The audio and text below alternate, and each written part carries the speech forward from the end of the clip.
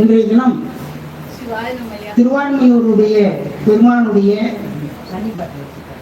பதிகங்களை எல்லாம் விண்ணப்பம் செய்வதற்கு இறைவனுடைய பெரும் கருணை கூட்டியுள்ளது. முதலாவதாக ஒவ்வொரு ஆலயத்திலேயும் அந்த பதிகங்களை விண்ணப்பம் செய்வதற்கு முன்பாக அந்த தலத்தினுடைய இறைவனுடைய சிறப்பையும் பெருமையையும் தெரிந்து கொண்டு அதன் பிறகு அந்த பதிகங்களை எல்லாம் விண்ணப்பம் செய்து பெருமானுடைய திருமேனியை வழிபட்டு செல்வது நம்முடைய மரபாக கடைபிடித்து வருகிறோம். அந்த வகையிலே இன்றைய தினம் கொண்டிருக்கக்கூடிய பெருமான் மருதீஸ்வரர் பெருமானாக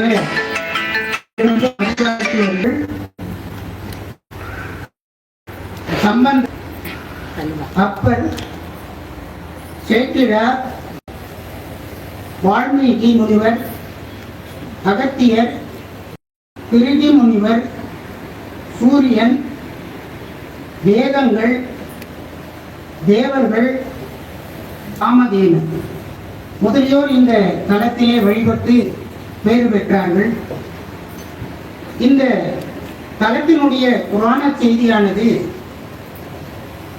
வால்மீகி முனிவர் பூஜித்த பதி ஆதலில் வான்மையூர் என்று அழைக்கப்படுகிறது. மார்க்கண்டேய முனிவர் வான்மீக முனிவரிடம் முக்தி பெற என்ன உபாயம் செய்துள்ளீர் என்று கேட்க அவர் ராமபாதை ஈட்டியுள்ளேன் என்று கூறுகிறார். மீண்டும் மார்க்கண்டேயர் அவரிடம் அது சரி, முக்தி என்ன உபாயம் செய்துள்ளீர்கள் என்று கேட்க வான்மீக முனிவர் சிவபூஜை முக்தியை தர வல்லது என்பதை உணர்த்தவராய் இங்கு சிவபூஜை செய்தார்.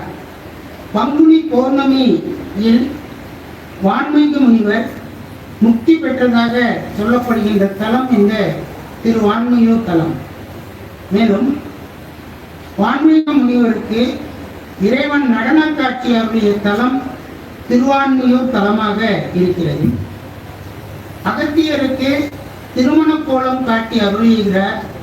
அகத்தியர் திருவான்மையூரிலே தலத்திலே தங்கியிருந்த போது அவருக்கு வயிற்று வலியால் அவதிப்படுகிறார். அகத்தியருக்கு அந்த வயிற்று வலி தீர்வதற்காக மூலிகைகளை பற்றி இறைவன் அகத்தியருக்கு உபதேசம் செய்து அருளிய ஒரு சிறப்பு தலமாக இந்த தலம் அமைந்திருக்கிறது. இதனால் இறைவனுக்கு ஔஷத ஈஸ்வரர் என்ற பெயர், மருந்தீஸ்வரர் என்று பெயர். இது வடமொழி பெயர். ஒரு சமயம் காமதேனு பிரம்ம ரிஷியான வசிஷ்டரிடம் அவமரியாக சிவபூஜை நேரத்திலே பால் கொடுக்காமல் தாமதம் செய்தது.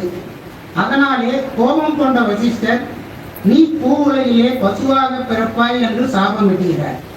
தன் தவற்றை உணர்ந்து வருந்திய காமதேனு வசிஷ்டேஸ்வரரிடம் மன்னிப்பு கேட்டு சாப விமோசனமான வழியை கேட்க வான்மையூரில் எழுந்தருளியிருக்கும் சுயம்பு லிங்கத்திற்கு தினமும் பால் சொரிந்து அபிஷேகம் செய்து வா, சாப விமோசனம் கிட்டும் என்று கூறுகிறார். அதன்படியே செய்து ஈசன் அருளால் சாப விமோசனம் பெற்று காமதேனும் பசு பால் சொரிந்த சிவலிங்கம் வெண்ணிறமாக காட்சி தந்ததால் இவர் பால்வநாதர் என்ற பெயரிலே அழைக்கப்படுகிறார். பால் சொரிந்து வழிபட்டமை தொடர்பாக சிவலிங்க திருமேனியில் சிரசிலும் மார்பிலும் பசுவின் குழம்பு வடு தெரிவது காணலாம். தேவர்களும் சூரியனும் பிரிகு முனிவரும் வழிபட்டு இந்த தலத்திலே பேறு பெற்றுள்ளனர். சிறந்த மேதையாக விளங்கக்கூடிய அப்பைய தீட்சிதர் சென்னைக்கு அருகிலே உள்ள வேளச்சேரியில் வாழ்ந்து வந்தபோது நாள்தோறும் வான்மையூர் வந்து பெருமானை வழிபட்டு வந்தார். ஒரு முறை இறைவன் அருளாலே இப்பகுதி முழுவதும் நீர் பிரளயமாக மாற அப்பையர் பிரார்த்திக்கிறார். அவள் பிரார்த்தனையை ஏற்று அவருக்காக இறைவன் மேற்கு நோக்கி திரும்பி காட்சியளித்தார். இந்த சிறப்பு இங்க இருக்கக்கூடிய சுவாமி சன்னதி மேற்கு நோக்கி இருப்பதற்கு இதே மிகப்பெரிய காரணம். அது மட்டும் இல்ல, 5 நிலை ராஜகோபுரமானது இந்த இடத்திலே நம்மை அந்த தரிசனத்தை காண்பதற்கு தவம் செய்திருக்க வேண்டும். சுயம்புலிங்க உருவிலே தீண்டார் திருமேனி பால் போன்று வெண்மையாக உள்ளது. பால் வண்ணநாதர் சுவாமிக்கு பால் அபிஷேகம் மட்டுமே செய்யப்படுகிறது. பஞ்சாமிர்தம் போன்ற பிற அபிஷேகங்கள் அனைத்தும் ஆவுடையாருக்கே செய்யப்படுகின்றன. வடமேற்கு மூலையிலே உள்ள வன்னி மரமே இத்தலத்தின் தல விருட்சமாகும். இந்த வன்னி மரத்தின் அடியில் தான் அகத்தியருக்கு இறைவன் திருமண காட்சி கொடுத்ததாக ஐதீகம். வான்மீக முனிவருக்கு தனி கோயிலும் இந்த இடத்திலே உள்ளது. இப்படிப்பட்ட இந்த தலத்திலே பல உற்சவங்கள் இங்கே நடைபெற்று வருவதாக சொல்லப்படுகிறது. இந்த தலத்திலே தான் திருஞான சம்பந்த பெருமான் 2 பதியங்களை விண்ணப்பம் செய்கிறார். அதிலே ஒன்று இந்தள பண்ணிலே மிக அருமையாக ஒரு பதியத்தை விண்ணப்பம் செய்கிறார். கௌசிக பண்ணிலேயும் பெருமான் ஒரு பதியத்தை விண்ணப்பம் செய்கிறார். அதன் பிறகு திருநாவுக்கரசர் பெருமான் இந்த தலத்திற்கு வந்து மிக அற்புதமான பதியத்தை பாடியிருக்கிறார். அந்த பதியத்திலிருந்து ஒரு பாடல் நமக்கெல்லாம் ஒரு நல்ல கருத்தினை சொல்லக்கூடிய பாடலாக அமைந்திருக்கிறது.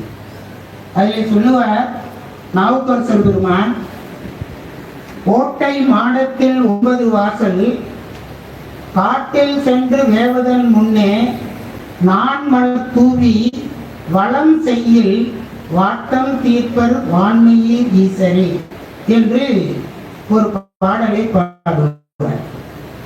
இப்போ ஒவ்வொரு நாளும் இந்த பெருமானை நாம் அர்ச்சனை செய்ய வேண்டும் என்பது மரபு என்பதை நாவுக்கரசர் உணர்த்துகிறார். அப்படி அந்த பெருமானுடைய கூற்றின்படி இன்றைய தினம் இன்றைய தினம் நாம் எல்லாம் நான்மலர் இல்லை என்றாலும் நமக்கு செய்யப்பட்ட நாம் சாத்தி நாம் வழிபாடு செய்ய இருக்கிறோம் என்று கொண்டு இப்பொழுது 2ஆம் அவர் செய்யப்பட்ட திருவான்மையூர் பதியத்தினுடைய திருஞான சம்பந்த பதியம் இப்பொழுது செய்ய இருக்கின்றோம். முதல்ல நாளுட துதியும் அடுத்த விநாயகர் துதியும் விண்ணப்பம் செய்து இந்த வழிபாட்டினை நாம் தொடர்ந்து செய்ய இருக்கின்றோம்.